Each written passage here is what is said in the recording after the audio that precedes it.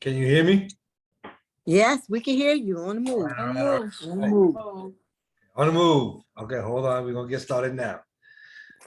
If the city does try to come in here and get you out, what are you going to do? We're going to do what's necessary, man. What is that? But first, understand why he's coming in here. What are you going to do? All right. We're going to do what's necessary. What is that? The strategy of John Africa. What is that? Our only defense. What is that? The strategy of John Africa. You aren't telling me anything. You're just saying the strategy. Hey, I wouldn't tell my strategy to you. Okay, who was it, Chucky? Where I'm from, you a jack boy, you're a trafficker. Probably end up locked up in Attica. Greetings. Salam alaikum. Alafia. My gods and earths. To the land. Uhuru. Sakpase. Que pasa. Chihatamo. What's up? Welcome to another episode of Grunt TV. I'm your host, Manisha Baz. Before I go any further, I want to remind everybody, please subscribe, and don't forget to hit that mash button and share. I also want to mention that this space is dedicated to bring honest and truthful information, specifically to Black and Brown communities, but all those others who want and need the truth.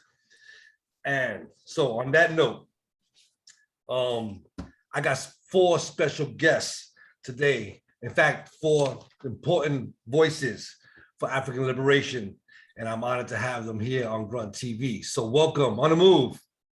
On the move. How's everybody doing? We're good and strong. Long live John Africa. Long live John Africa. Okay, is Ramona there? Yes, she is. I'm here. Yeah, well, yeah, On the move. I On can't the move, see you. Shabazz. Y'all gotta squeeze in there. Oh, yes, sir. Yes. Anyway, once again, I want to thank you all for coming on and sharing your time. I want to be able to use this particular interview to educate young people, because a lot of people are not familiar with MOVE, and that's the way, because the bourgeoisie educational system is set up where we're not supposed to know this information. So young people today don't really know what happened in 1985 and in 1978. So yeah, I want to welcome you all, and I'll begin with the first question. Who is John Africa, and what's the philosophy of MOVE? John Africa is the founder of MOVE. He was a wise Black man that brought people from all facets of life together to fight for the freedom of all life, not just, people, but to stop the pollution of the air, to stop the poisoning of the soil, to stop racism, to stop police brutality, all injustices. And to stop the animals from being, in prison. So that is MOVE's belief. John Africa's teaching is about protecting life, all forms of life. To know that when we teach our children, if you respect all life like you want to be respected, then you will care for it. There will be no racism. There will be no brutality, wife abuse, husband abuse, child abuse, abuse of the land, because you would respect that source like you would your own. So that is MOVE's belief, John Africa's teaching. Okay, if you can, is there a way to position the camera a little bit lower? Like, or maybe, well, not that way, but the other way around. That way, at least could get as many people as in as possible. Right there, that's perfect. And then we can just move in on that. So we have Janine Africa, Eddie Africa, Ramona Africa, and who's the last? Janet Africa. And Janet Africa, yes. So those are the 4 MOVE members who spent 40 years illegally incarcerated. I wanted to ask you, maybe each of you can take a minute or two to kind of to answer this question. What was happening in your life prior to joining MOVE that made you join MOVE? Like, where were you at in that point of life? My name is Eddie Africa. I was involved with what is known as the Black Muslim. Can you shift him? Can you shift him to the camera a little bit so people can see him? On the move, but I was hooked up with the people they call the Black Muslims. Okay. Because at that time in my life, I considered all white people to be devils. Okay. And so that was how I was thinking when I Okay. ran in the move. And John Africa began to talk to me about revolution and what real revolution is. Because I thought that if just Black folks were involved with revolution, everything would be all right. Okay. But he made it clear that if you say you believe in revolution, then that applies to everybody, Black, Okay. white, Spanish, Oriental. Because if every Black person on the planet was involved with revolution and white people, Spanish, Oriental weren't, then you still have the same problems. Okay. And even though I tried to go back and forth, eventually I had to accept that. Okay. Okay. And I just want to, just for the record, I was raised in the Nation of Islam, so I know about that. My father was, Okay. yes, he was in the mosque number 7 with Brother Malcolm. Yes, sir. So I Okay. grew up. I was grew up on 52nd Street. Huh? 52nd and Walnut was the mosque I went to. Okay. All right. Janine or Janet or Ramona, you want to follow up on that question really quick? Janet. When I came to move, I was strung out on drugs. I was just desperate, searching, looking for some direction to help me, and because I was just all over the place. Okay. And I heard about Move through word of mouth. And I went around to headquarters and I got a chance to talk to Move people. I got a chance to talk to John Africa. And it made me start coming around, being around a lot. And John Africa gave me designated activities to do, especially physical work that kept my mind off of drugs, off of wanting to divert and just hit the streets. And that started making me better. That started making me clean, not wanting to do drugs. And after years and years of information, guidance from John Africa, being around Move people, physical work, I got better. And I got off of drugs totally without any kind of detoxing, without going to the hospital, doctors, or anything. It was the teaching of John Africa, the patience, the love, the security, the direction that got me to the point that I am now committed and loyal to John Africa. I spent 41 years in prison. I've been through confrontations, physical confrontations, mental confrontations, because in coming in Move, I had a whole lot of mental problems, anxiety, all kinds of things. Right. And John Africa is the one that made me strong, that gave me the direction I have now. Ashe. On the move, Shabazz. On the move, Ramona. Listen, when I came into Move, I planned on being a lawyer. I went to Temple University, and I thought that education was the answer. But once coming in Move, I realized, and John Africa taught me through example, that education is not the answer, because Wilson Good was an educated man, you know, but he arranged the bombing of me and my family. So, you know, education was not the answer. And John Africa explained that to me and showed me that through a demonstration of how academia, education is not the answer. So that's how I came into Move. Okay, and just to follow, jump on your coattails, the most honorable Elijah Muhammad always said it, you know, they number educated fools. All the damn books, you know, all the damn books they read, and they ain't got no common sense whatsoever. That's right. Look what it's caused. You're absolutely correct. Look what it has caused. Yes. And you know, like I said, I tell people, common sense don't cost nothing. You know, it don't cost nothing at all. It's free. You know, but okay. And then who's that? Janine. Yeah. I came into Move because at that time in my life, I was emotional, physical wreck. And I went to doctor after doctor, and nobody could tell me why I was experiencing the different things I was experiencing.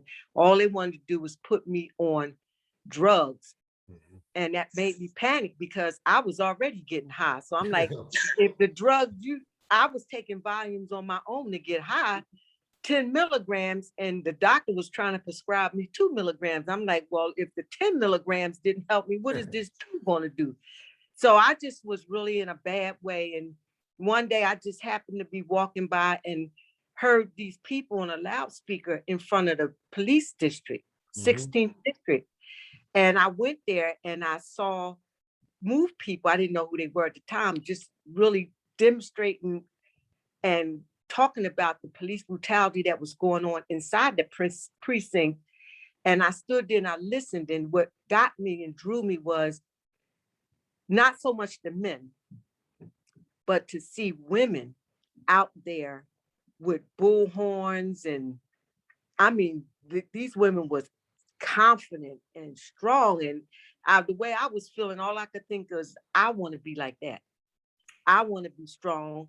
If I could get strong like that, then I know I will get better. So I stayed around, and after the end of the demonstration, the sisters came over and talked to me, and we got a conversation going, and they gave me the address to MOVE headquarters at that time in Poughton, where they used to have study sessions twice a week. And so I started coming to the study sessions, and they started reading me some of the teachings of John Africa. And I had never heard anything like that in my life. And it just made me come around more and more. And as I was coming around and meeting with MOVE people and finally meeting John Africa, and noticing after being around that all of the physical problems that I had before just were gone. And I didn't realize it until one day John Africa pointed it out to me, asked me how was I feeling about different things. And I was like, oh my God, I haven't had no trouble with that since I start coming around. So that's what drew me to MOVE. That's what made me committed to John Africa. And that's what keeps me committed to John Africa. And also because that's what carried me through 41 years of prison, that I could come out here with still having common sense and strength. And so that's why I won't give it up for nothing in the world, no matter what they do to us. I say. And I guess those doctors, they fall into the same category, educated fools, you know? And that's why they say, you know, they practicing medicine because they still practicing. That exactly, You know, exactly. Yeah, exactly. Yeah, because they don't know. No, they don't know. And their solution is always drugs.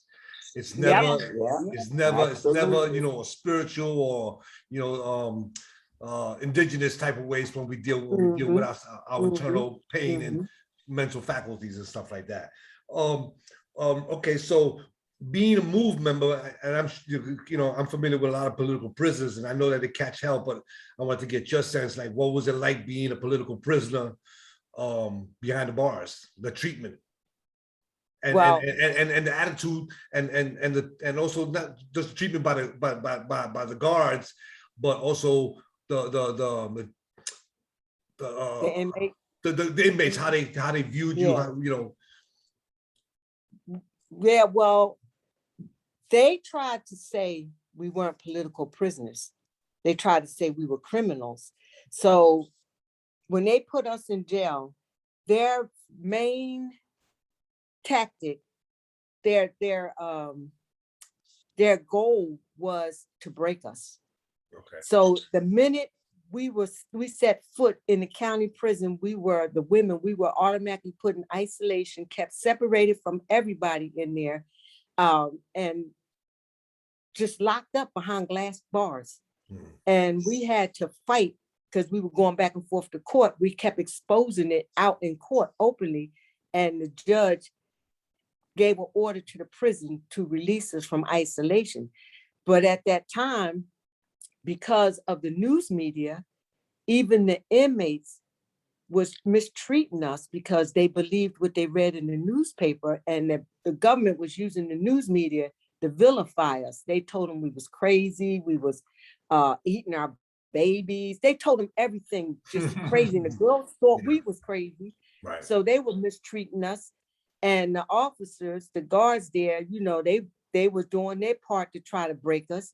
You know, they even tried to have the prison doctor, because he told us after talking with us and meeting with us that they wanted him to do something to us that was so bad it went against all his moral judgment, and he wouldn't do it, and they fired him. So this is what we went through all through our years in prison, up until when we went up to Muncie State Prison. We went through the same thing. As soon as we hit the grounds, they put us in isolation, told us we would be there until our 30 to 100 years was over. So we had to go on a hunger strike to defend our belief and to show them the strength of a moved woman, the commitment to a moved woman have for our belief. Because, you know, they know the men are strong, but they felt like they could break the women. So we went on a 50-day hunger strike. And between that and the pressure our family put on them, they backed off of us. Then after establishing that in Muncie, we were sent to Cambridge Springs, and we had to once again go through the same process in Cambridge Springs, because their whole point was to move people, especially the women. Yeah, I wanted to tell you the story about when we first got sentenced. 9 of us got sentenced for the death of one cop. The cop was shot with one bullet. Bullet got shot in the back of the head, and the bullet traveled downward. We were in our basement, so that made it impossible for Move to have shot that cop. When we went in front of the hanging judge, he sentenced us 30 to 100 years each. 30 to 100 years each, all 9 of us. Well, really, there was 13 of us, but the other 3 got released because they were not Move members. They were supporters of Move, which shows everybody all they were out to do was to get Move to stop John Africa.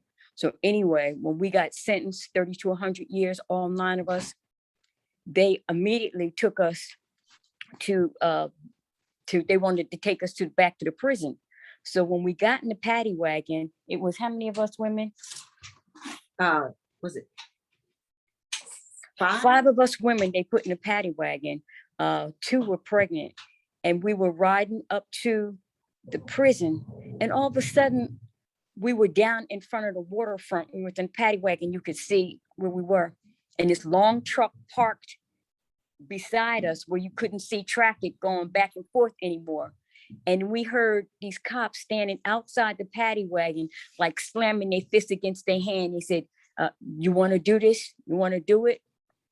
And one of the guys said, I'm down. And another one made a remark about, nah, he didn't want to do it. He said, we all got to do it or we can't.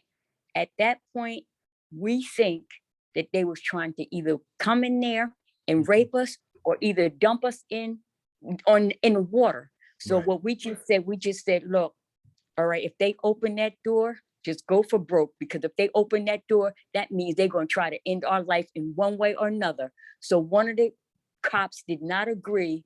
So they took off and gave us a rough ride up to the prison. And when we got to the prison, the officers there said, what took y'all so long to get here? But we wanted people to know that they were so mad about Move still being alive after August 8th, 1978, that they wanted to kill us and was willing to throw us in a river or rape us and kill us some kind of way. But it was protection of John Africa that kept Move women alive that day. And I just want to say, I guess they must have used the same bullet that they used on Kennedy, right? Oh yeah. They must have saved that bullet. They had it in the archives and said, okay, we're gonna use that bullet. Yeah. Yeah. You know, when we first go in, they single you out for one thing. So you're searched constantly. They come in your cell constantly, and they try to provoke you a lot. Because in their mind, their attitude is, I don't care who you are, you're not going to do here what you did out there, right? And some of the inmates will take that attitude because they think you're being treated special. But the special treatment you're getting is abuse. Right. You know what I mean? Me and my brother were in the same jail, and they wouldn't let us eat together. they wouldn't let us be on the same block. So if I came in the kitchen and he was in there, I had to go back out. Okay. And I had to wait until he ate and left, then I can come in. So when we begin to speak out against them, first thing they do, right straight to the hole. You know what I mean? It's no argument, just straight to the hole. When you ask them, well, what did I do? Mhm. Just keep on moving. Right? So you speak to them to show them that you're not looking at them in a bad way. You're looking at them and you expect them to give you the same respect that they want. You know what I mean? You give respect to get it. Right. And so after a while, the guards begin to look at us different because they used to have meetings on us. Guards told us they were having meetings on how to treat us because they were told that we were crazy, that at any moment we may try to stab them and kill them. So this is what they were responding to. But after a while, when they didn't see that kind of treatment from us, they began to ask us questions. Okay. And so as that began to happen, the people up top used to get mad because then the guards began to treat us differently. And they didn't want that. They wanted to break our spirit. But it wasn't going to happen. John Africa made us strong and the strength continued. You know what I mean? So we continue to deal with it. Years going by, and then the inmates begin to, like, if I'm going to yard and there's a guard coming at me, I look around and there'd be 4 or 5 inmates standing there with me. Now, I didn't ask them, but they would be there. You know what I mean? Because they saw in us something that they wanted for themselves. So that energy transferred to them, right? oh yeah. Mhm. Yeah. You know what I mean? John Africa told us everybody has the ability to be right. It's instilled in you. You just have to listen to it and apply it. Right. And so they saw that in us. They didn't see us saying one thing and doing something else. Right. If we tell them garlic is good for you, then they would see us eating it. So then they begin to eat it. Right. And that was another thing that the prison didn't like, because they saw us influencing these other inmates and staff to try to do a little better for themselves. Teaching by example. So, well, I remember a guard, he's a young guard, and he called himself trying to get along with the inmates. Yeah, I mean, he stayed high all the time, right? His idea of being nice to me was to offer me some drugs. Mm. So I'm talking to him and I'm explaining to him that John Africa has made it clear that you don't put anything in your body that will cloud your body. Right. Now, at first he got mad at me because he thought I was trying to criticize him. Right. But I made it clear to him that everything that the system has given you that's bad for you, they make you think is good for you. Right. You know what I mean? Like the drugs that people be taking, they make them think it's good. Meanwhile, they slowly killing themselves. And slowly he told me, he said that after a while, he was trying to stop. You know what I mean? And some inmates heard him and me talking, and they began to spread it around. But I'm telling them, that ain't me. Right. I'm giving him what I got. He was a white boy or a brother?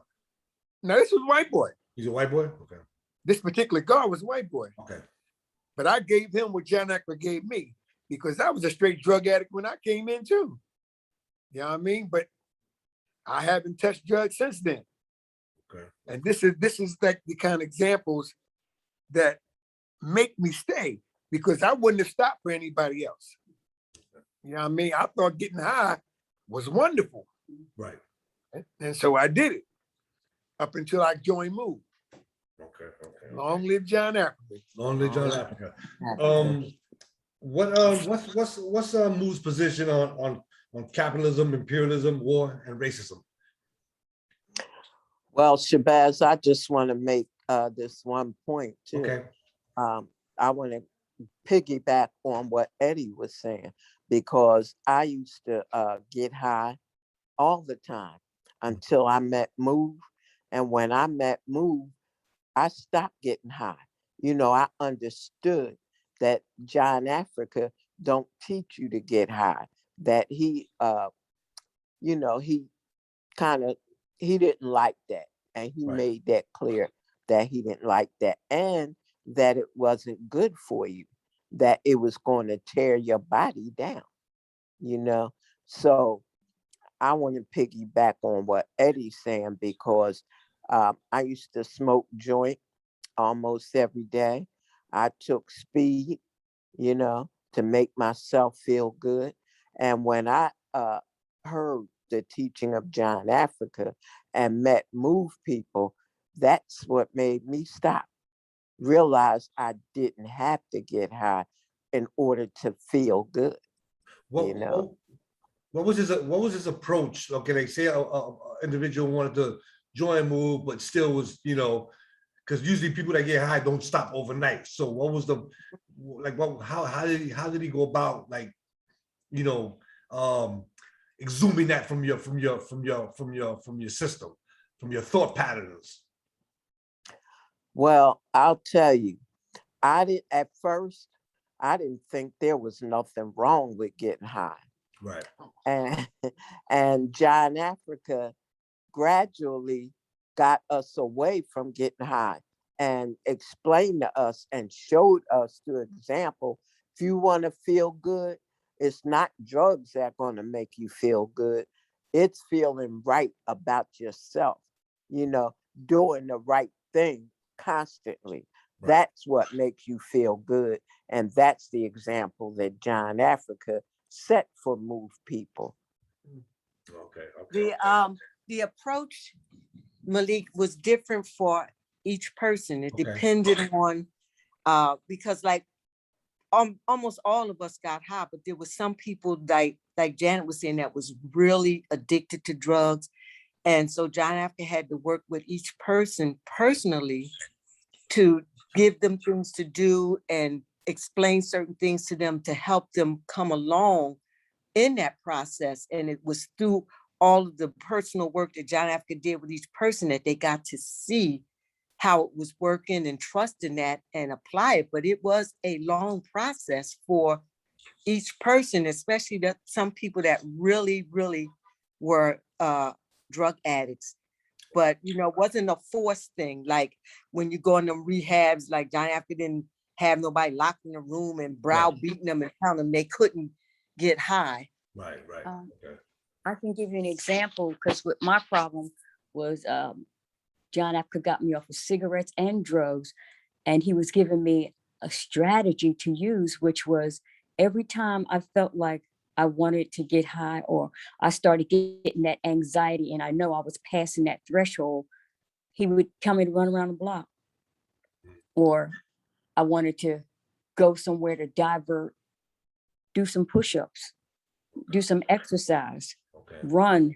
I used to swing a sledgehammer, a 35-pound sledgehammer, and to get myself some exercise then, coordinating, working in the soil, turning the soil, moving plants, moving trees, and not disrupting the roots of those trees. Those are the kind of things that every time I felt any type of anxiety that I did, and like Janine said, it was a slow process, but it was understanding, and it wasn't just physical, it was mental too, where John Africa was explaining to me that in order to clean out your mind, it's like you have to have a direction that's going one way.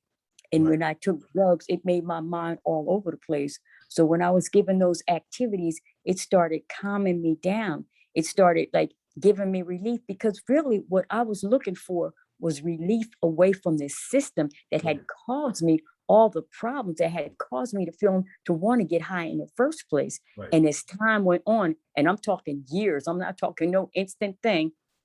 As time went on, I started getting better. So I ran around the block less and less.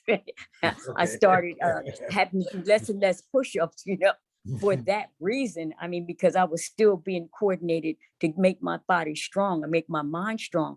But as time went on, I just started incorporating the principle of wanting to be healthy. And the mind and the body was one thing. When I was connected and I was doing all those activities, I was calming down. I was feeling more secure, more relaxed, and not like I was caught up in a system that just gave me nothing but anxiety and just wanting to go all over the place. It started calming me down, relaxing me, and I started getting better and better and better. I mean, this was without any inducement of any other kind of drug, of any kind of therapy. It was just physical work that was incorporated in me, and hearing the teaching of John Africa that finally got me away from it. But like you said, it don't happen instantly. Right. It takes a long time, because when you understand that you don't need that to be happy, to Right. be relaxed, Mhm. then it's a whole nother thing, because that diversion about getting high. Yeah, let's have some fun. But how much fun was it when you found yourself addicted, to heroin? How Right. much fun is it when you find yourself in the hospital because of it, trying to detox? Because I did try Mhm. to detox through the hospital one time. And that didn't help me, because after I got out of there, I went right back on it. But when John Africa got me off of those drugs, I never went back. I Never say, went I back. say. Okay, as we wind down really quick, I just got a few more things. Okay, Issue of do capitalism. do y'all feel that the illegal enforced incarceration of Mumia Abu-Jamal is tied to his support for MOVE? Oh, Absolutely. Absolutely, because at that time, Mumia was a rising star. He was president of the Black Journalism Association. He had his own 2-hour radio spot on National Public Radio, NPR. He had a column every week in the Tribune, the biggest Black-owned, Black-operated newspaper. He was flying high. Everybody respected Mumia, listened to him. And he started finding out the different things happening with us, like when they killed my 3-week-old baby, Life Africa. He came and he reported on it, and he reported the truth. He didn't cover up, he didn't slant it, he reported the truth. And that started things going, because as he came around to talk to us and interview us, it started drawing him in. Hearing MOVE people, he started getting fascinated to see how we carry ourselves and start hearing John Africa's teaching. And so every time something happened with MOVE, he would be right there and he would just print exactly the way it was. He wasn't trying to cover up for the government and slanting stuff for the police. He just printed the truth, which made MOVE come out on top, because we were telling the truth. And he wouldn't stop. He kept on. And then the thing that really culminated was when we went on trial for the August 8th, 78 attack. And he came to our trial every day and he printed the truth. He printed exactly what MOVE people said, exactly what the judge said, exactly what the DA said, exactly what the cops said. And it made them look bad, because they were lying and MOVE wasn't. And so they start putting pressure on him. His boss at the newspaper told him to stop doing stories on MOVE, to stop telling the whole truth. And Mumia said, I can't. That's my job, to tell the truth. I'm supposed to tell the truth. So they put pressure on him. He started losing his column. He started putting out the reports on NPR. They started putting pressure on him. He lost his spot there, but he still wouldn't stop. And the last straw was, after we were sentenced to 30 to 100 years, the judge, Malmet, was on a national radio program, the Frank Ford Show. Mumia called in. And he didn't say his name, but everybody in the world that's ever heard him knows that voice. And he kept pressuring the judge. He said, who shot James Rant, the cop? And he wouldn't stop. So finally the judge just snapped out and he said, I don't know who shot the cop, but it was somebody in that house. And he said, you sent 9 people to prison and you don't know who killed the cop? And it was some months after that show that when we called home, they said Mumia had been shot down by the cops and he was in the hospital fighting for his life. That is what culminated it, you know, and then they just added everything on to it, you know, about him being a Black Panther. But that's when he was 15. Right. And all them years in between, if him being a Black Panther was really what made them feel threatened by him, he wouldn't have never gotten where he got to. Right. Right. In those later years. But it was, they just didn't want to come out and say that it was because of MOVE, you know, and they tried to execute him 3 times. And the only reason why they didn't was because John Africa told us to fight for Mumia. He wrote up information getting on all of the people that deserted him, you know, all of the Black journalists, they turned their backs on him. Nobody would come be a character witness for him. They just left him out there, and John Africa coordinated it for MOVE people to take over fighting for him in his court case. And when they tried to execute him, they signed the death warrant 3 times.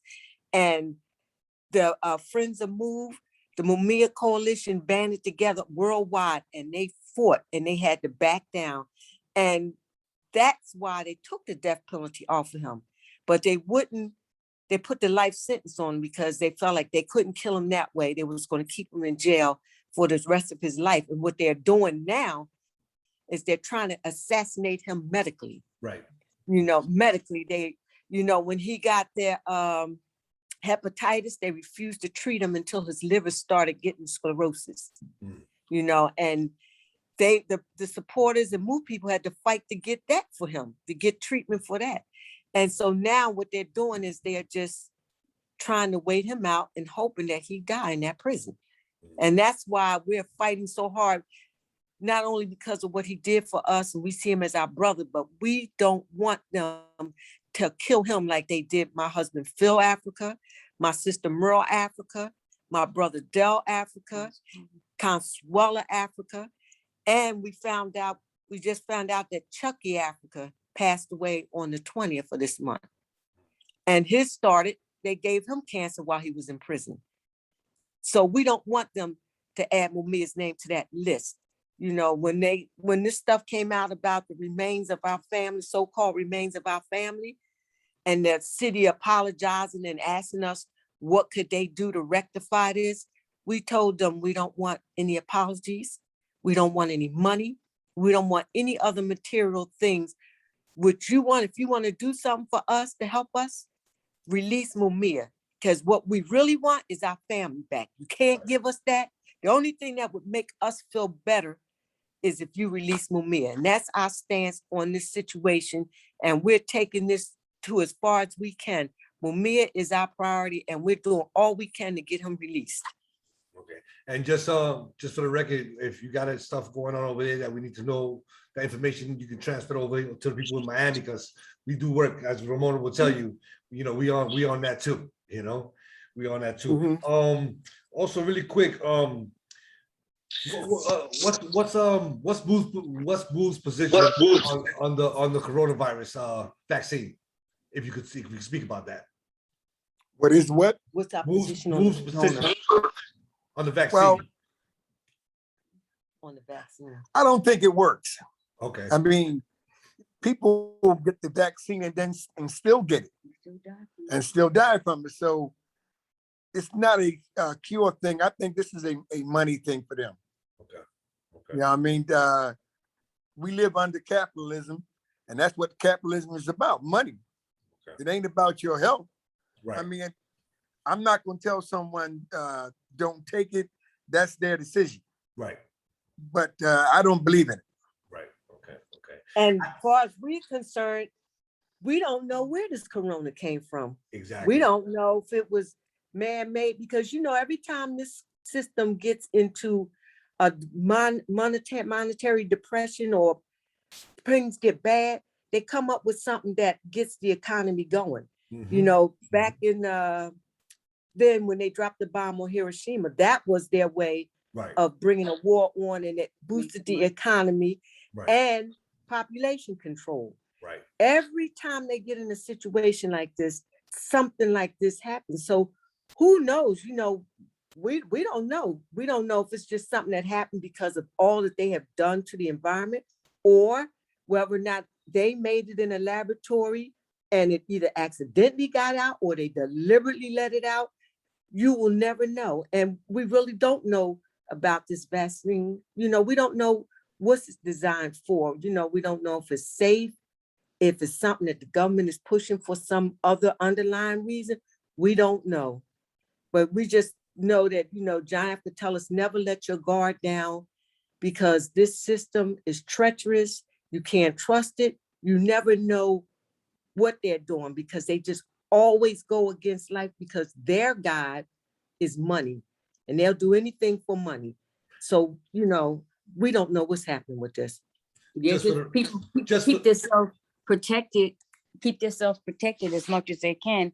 And they got everybody diverted to the vaccine and this booster shot, but everybody's overlooking the cause of it, the root of it. Right. And that makes people, everybody got to think about that. Look at that. Like Janine was saying, that this government, this system, you can never think that they don't start things like this, not just for monetary, but Right. for mind control, Right. for body control, so they can keep people under their control. You don't know what exactly they're doing. So the best thing that we can tell people is to keep themselves as protected as they can, and don't really trust anything that they do or say, because look what it's caused.